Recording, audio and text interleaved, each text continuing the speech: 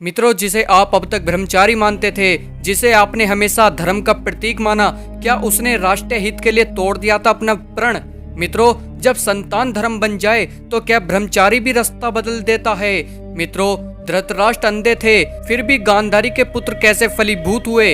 यह कहानी है धर्म की, त्याग की और एक दिव्य रहस्य की। मित्रों, भीष्म और गांधारी की वह कथा जो शास्त्रों के सन्नाटे में दबी रह गई। आखिर भीष्म पितामह ने क्यों किया था दुर्योधन की मां गांधारी के साथ संभोग? मित्रों, क्या आप यकीन कर सकते हैं कि भीष्म पितामह जैसे धर्मपरायण और ब्रह्मचारी पुरुष ने कभी किसी स्त्री से संबंध बनाए होंगे? लेकिन अगर यह कहा जाए कि महाभारत के इस सबसे बड़े रहस्य में एक ऐसा अध्याय छिपा है जो आज तक किसी ने बताया ही नहीं, एक ऐसा अध्याय जो ग्रंथों की धूल में दबा ही रह गया। मित्रों, यह कहानी उस गांधारी की है जिसे अंधे धृतराष्ट्र की पत्नी कहा गया, लेकिन उसका मन कभी अंधा नहीं था। यह कहानी उस क्षत्रिय वीरांगना की है जब इस बात का पता चला कि उसका विवाह एक नेत्रहीन पुरुष से होगा तो उसने स्वयं अपनी आंखों पर पट्टी बांध ली ताकि वह उस पति का व्रत निभा सके जिसे उसने अभी तक देखा ही नहीं था। मित्रों, गांधारी गांधार देश के राजा सुबल की पुत्री थी। वह बचपन से ही भगवान शिव की बड़ी भगत थी। गांधारी ने भगवान शिव को प्रसन्न करने के लिए बरसों तक व्रत किया और भगवान शिव ने गांधारी के व्रत से प्रसन्न होकर उसे वरदान दिया कि वह 100 पुत्रों की माता बनेगी। जब गांधारी ने शिव का वरदान पाया तो उसे यह भी कहा गया कि उस वरदान को फलीभूत करने के लिए उसे एक शुद्ध और तपस्वी पुरुष के माध्यम से संकल्प संस्कार कराना होगा। एक ऐसा पुरुष जो ब्रह्मचारी और तपस्वी हो और जिसका तेज उसके गर्भ को दिव्यता दे सके। गांधारी ने जब हस्तिनापुर में प्रवेश किया तब वह जान चुकी थी कि धृतराष्ट्र संतानोत्पत्ति के लिए सक्षम नहीं होंगे। धृतराष्ट्र जन्म से अंधे थे और कहा जाता है कि उनके चेहरे पर वो तेज नहीं था जिससे 100 पुत्र जन्म ले सके। मित्रों, अब यह प्रश्न उठता है कि फिर गांधारी ने 100 पुत्रों को कैसे जन्म दिया?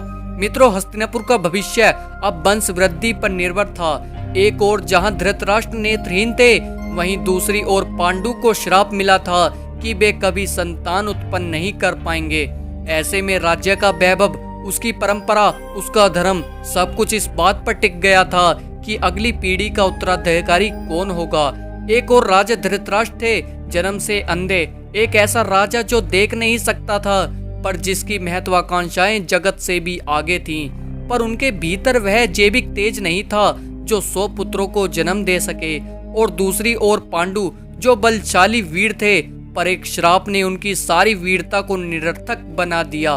पांडु ने वन में शिकार करते समय एक मुनि को उनकी पत्नी के साथ में सहवास करते हुए हिरण के रूप में देखा और बिना पहचाने उसको तीर मारकर उसकी हत्या कर दी। मरते समय ऋषि ने उन्हें श्राप दिया, यदि तुम किसी स्त्री के साथ संतान उत्पन्न करने का प्रयास करोगे तो उसी क्षण मृत्यु को प्राप्त हो जाओगे। यह श्राप केवल पांडु की नहीं, पूरे कुरु वंश की नियति बन गया। अब प्रश्न यह था, किसके रक्त में बहेगी अगली पीढ़ी की सत्ता? भीष्म पितामह, जिन्होंने स्वयं ब्रह्मचर्य व्रत लिया था, इस दुविधा को गहराई से महसूस कर रहे थे। एक रहस्य, एक ऐसा वरदान जो भविष्य की डोर पकड़ सकता था। ऋषि दुर्वासा से प्राप्त वह मंत्र जिससे वह किसी भी देवता को बुलाकर संतान प्राप्त कर सकती थी बिना पति का स्पर्श किए। और वहीं से शुरू होती है यह कथा जहां वंश का चक्र फिर से घूमता है। यही प्रश्न भीष्म को अंदर की ही अंदर कचोट रहा था और यही वह समय था जब भीष्म के सम्मुख एक भयावह दुविधा उत्पन्न हुई। क्या वह अपने जीवन के उस व्रत को तोड़ेंगे जो उन्होंने पिता शांतनु के लिए लिया था?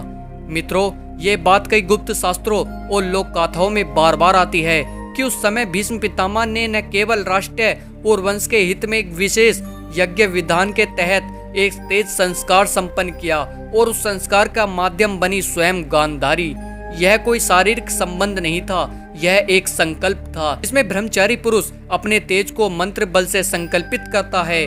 ऐसा विधान प्राचीन काल में देवों और ऋषियों के बीच किया जाता था केवल जब तक संतान की उत्पत्ति से धर्मयुग और राष्ट्रीय धर्म की रक्षा करनी हो। और भीष्म ही एकमात्र ऐसे पुरुष थे जो उस कार्य को पवित्रता और निस्वार्थ भाव से कर सकते थे कि गांधारी के 100 पुत्र उत्पन्न हुए। धृतराष्ट्र की संतान कहे जाने के बावजूद उनमें न तो कोई दृष्टिहीनता थी और न ही मानसिक दुर्लभता।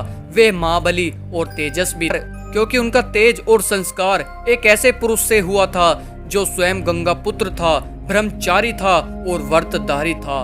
परंतु समाज को यह कैसे बताया जाता, कैसे कहा जाता कि एक ब्रह्मचारी ने संतोत्पत्ति में सहयोग किया है, भले ही वह संस्कार आत्मिक था। गांधारी ने भी इस बात को कभी किसी से नहीं कहा और यही कारण था कि जब गांधारी के 100 पुत्र जन्मे तो भीष्म ने ही उन्हें युद्ध विद्या सिखाई, नीति का ज्ञान दिया जो कि कोई अपने ही पुत्रों को देता है। मित्रों, धर्म का रास्ता सीधा नहीं होता। भीष्म ने जो किया वो न तो पाप था और न ही अभिमान, वह त्याग था जो युगों तक मौन रहा।